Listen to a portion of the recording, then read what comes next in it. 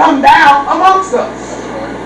However, that when we put them in the caves and hillsides of Europe, to bottle them in, we, the wise black scientists, placed around the borders what they called dragons. These animals were not much bigger than your elephant that you have now. And once they died, they were not able to breathe. And once they died, that was the end of that. They were these few animals when we first put them into Europe 6,000 years ago. This is where his folklore of the dragon came from, and why it remained an intricate part of his society. Because we had these, what they called dragons, was no more than, like I said, a little larger than the elephants we have now. And when they would try and come down out of Europe into the Middle East area, they would see these animals. Once they died, that was it. So you found a little bit of bones of small animals. How did you get to these large animals? And stop and think for a minute. There's no heart. There's no bone structure. There's no circulatory system that could possibly keep an animal that large alive. Do you see how slow and lumberous an elephant is? You see, because the elephant is so big, his heart beats only so much. Am I right or wrong? Your heart beats much faster. A little puppy dog's heart. Now you take a compound that with the animals that they say that they had back millions of years ago, Tyrannosaurus Rex and Brontosaurus and all of this and all of that. You take and link that up. There's no skeleton system that could possibly hold the tonnage. Do you know if one of those animals tripped and fall, he'd break everything? Yes, sir. Even if they were able to get a skeleton system and a heart, if he tripped and fell, he'd break everything. Because just like a house, just like any other heavy object, let it fall, boom, and shatter all over the place. It's the same with them.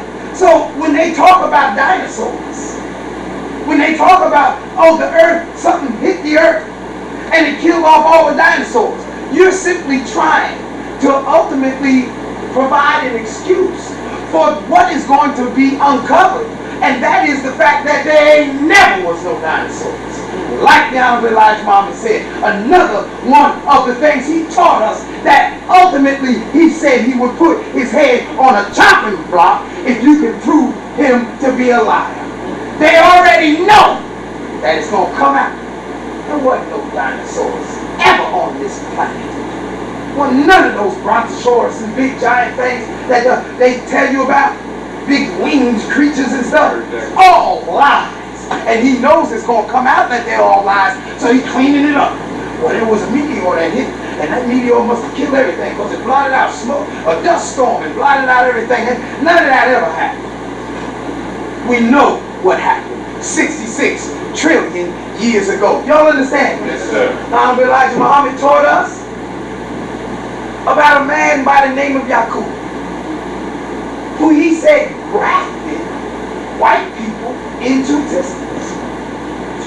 He said that it was all black people. There was no other people on the planet at one time. That only black people were on the planet. And that ultimately now, one of our scientists, again, a man by the name of Yaqub, grafted white people into existence. By what method? The Honorable Elijah Muhammad taught us that Mr. Yaqub realized at an early age that there is a unalike and a like attraction. In other words, that by nature, if you have two pieces of magnet, the two south poles of a magnet or north poles of the magnet won't come together. You ever put two magnets together and see how that pushes it back? You flip it over, Pam. You need the north and the south.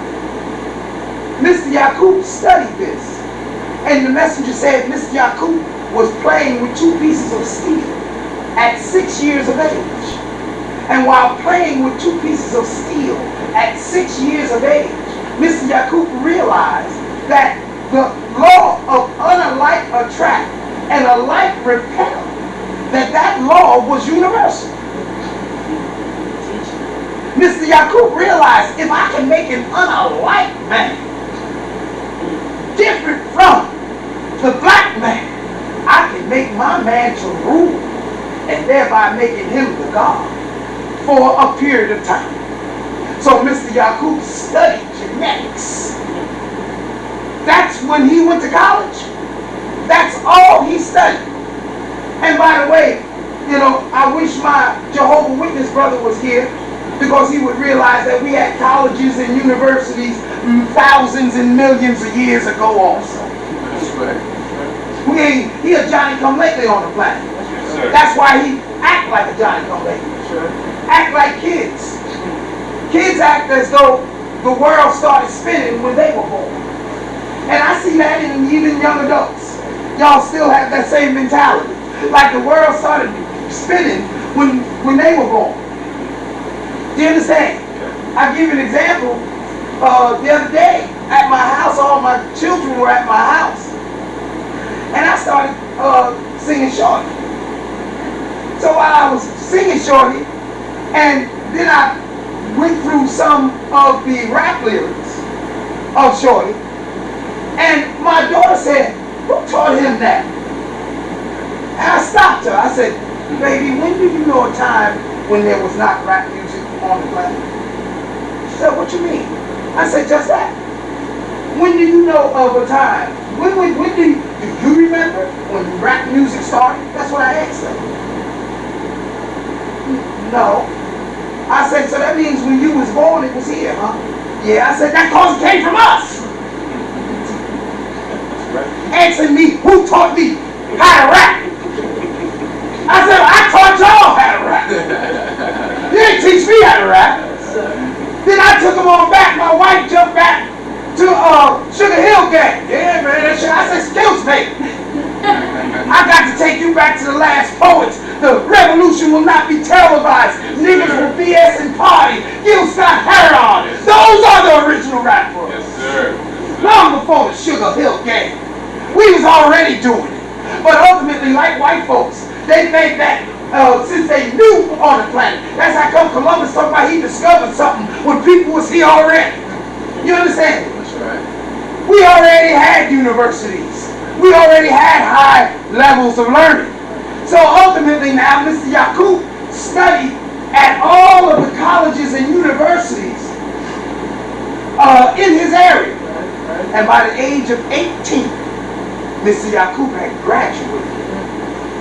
He was just that smart. And Mr. Yaqub went to work to begin to teach. And he began to teach Islam on a luxury basis. The Honorable Elijah Muhammad, and this is important, the Honorable Elijah Muhammad said that at the time when Mr. Yaqub was born, there was 70% satisfaction with the law and the way of Allah, of God, but there was 30% dissatisfaction. Now, one of the things that Mr. Yaqub learned was that inside of us are 2 germs, a brown germ and a black germ, a dominant germ and a recessive germ. So Mr. Yaqub knew that. You understand? And ultimately that Mr. Yaqub, did you stand up, bro? You stand up? All right.